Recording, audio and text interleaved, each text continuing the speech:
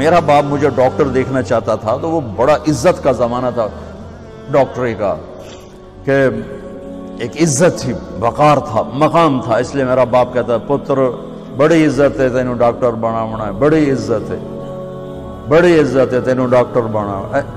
اچھا، وہ دیہاتی آدمی تھے، دو باتیں کہتے تھے، بڑی عزت ہے بڑا پیسہ ہے، بڑی عزت ہے بڑا پیسہ۔ وہ اللہ نے پہلے ہی دیا ہوا تھا، لیکن وہ پیسے کا ذوق کس کو نہیں ہے، کس کو شوق نہیں، میرا پوتر تینوں ڈاکٹر بناونا ہے، بڑی عزت بڑا۔ اور جب میں نے 3 دن کے لیے گیا، یہ گورنمنٹ کالج لاہور پڑھتا تھا، سینٹر ماڈل سے میٹرک کیا، گورنمنٹ کالج یہ ہمارا جو رابی اب تو یونیورسٹی بن گیا، تو 3 دن کے لیے میرا ایک دوست مجھے ایسے کھینچ کے لے گیا، وہاں سے اللہ نے میرے 4 مہینے کروا دیے۔ 4 مہینے کے آخر میں ایک نوجوان نے کہا تو ڈاکٹر بن کے کیا کرے گا، تو عالم بن جائے۔ تو اللہ نے اس کی بات میرے دل میں ڈال دی، میں اس طرف چل پڑا۔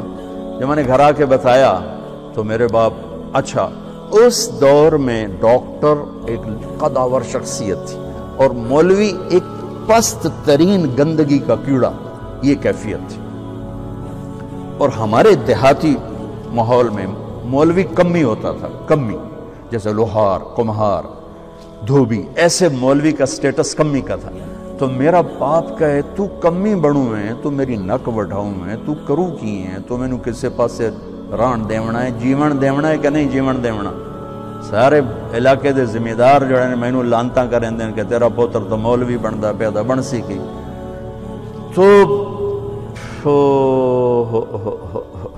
23 نومبر 1972 صبح 8-9 بجے کا ٹائم تھا، میرے باپ گھر میں آئے، وہ ذمہ داروں والی چادر پہنی ہوئی بڑی اور چولا کھلا، پگڑی کھول کے یہاں رکھی ہوئی، تو مجھے دیکھتے ایک دم غصے میں آ، یہ تو مولوی بننا ہے تو میرے گھر ہی چو نکل جائے، زور سے کہا، یہ تو مولوی بننا ہے تو میرے گھر ہی چو نکل جائے۔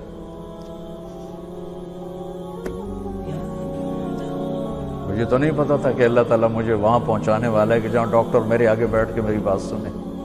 مجھے تو اس وقت پتا نہیں تھا کیا ہونے والا ہے میرے ساتھ۔ میں تو اسی طرح ہی نکلا تھا کہ ٹھیک ہے جی میں تیار ہوں۔ تو میرے باپ کی شدت دیکھ کر میری ماں نے مجھے الگ کر لیا کہ تو جا، کوئی نہیں، اللہ تیرا ساتھی ہے۔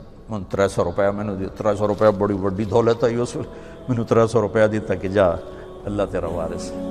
تو میں رائمنڈ آ گیا، یہاں میں تعلیم حاصل کرنے لگا، 8-9 سال یہاں پڑھا۔ سال 2 سال کے بعد میرے باپ بھی بالکل راضی ہو گئے، بہت ہی راضی ہو گئے تھے، بہت ہی راضی ہو گئے تھے۔ اس وقت امیج ڈاکٹر کا ایک بہت باعزت تھا۔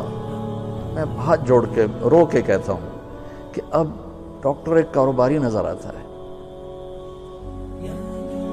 وہ بھی پیسے کے پیچھے ایسے ہی بھاگ رہا ہے جیسے مال روڈ کا تاجر بھاگ رہا ہے، جیسے لبرٹی مارکیٹ کا تاجر پیسے کے پیچھے بھاگ رہا ہے، وہ بھی ایسے ہی بھاگ رہا ہے۔ کوئی جائز کمائی، جائز محنت کا صلہ لینا کوئی منع تھوڑا ہے، وہ آپ کے رزق حلال ہے۔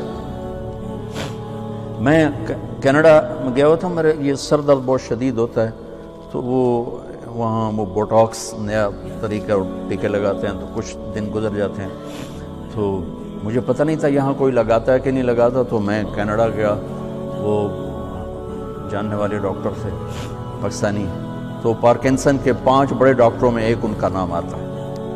تو وہ ان کے کلینک میں بیٹھا ہوا تھا اور بات چلتے چلتے تو یہ ایسی ایک پینسل پڑی ہوئی تھی ان کے ٹیبل پر،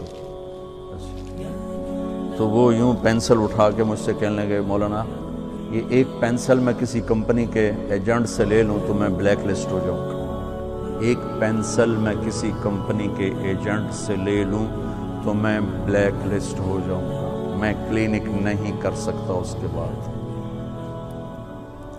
آپ ڈاکٹر بنے، تاجر نہ بنے، ڈاکٹر بنے، آپ مسیحا بنے، اللہ کی قسم مریضوں کی دعائیں آپ کی نسلوں کو نہال کر دیں گی۔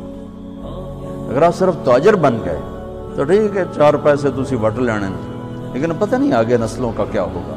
اور اگر آپ مسیحا بنے، ڈاکٹر بنے، مریضوں کی دعائیں لی، پشتیں آپ کی اس کو بیٹھ کے کھائیں کہ دکھی کی دعا اللہ کے عرش کو ہلا دیتی، اور درد مند کی دعا فرشتوں کو رلا دیتی۔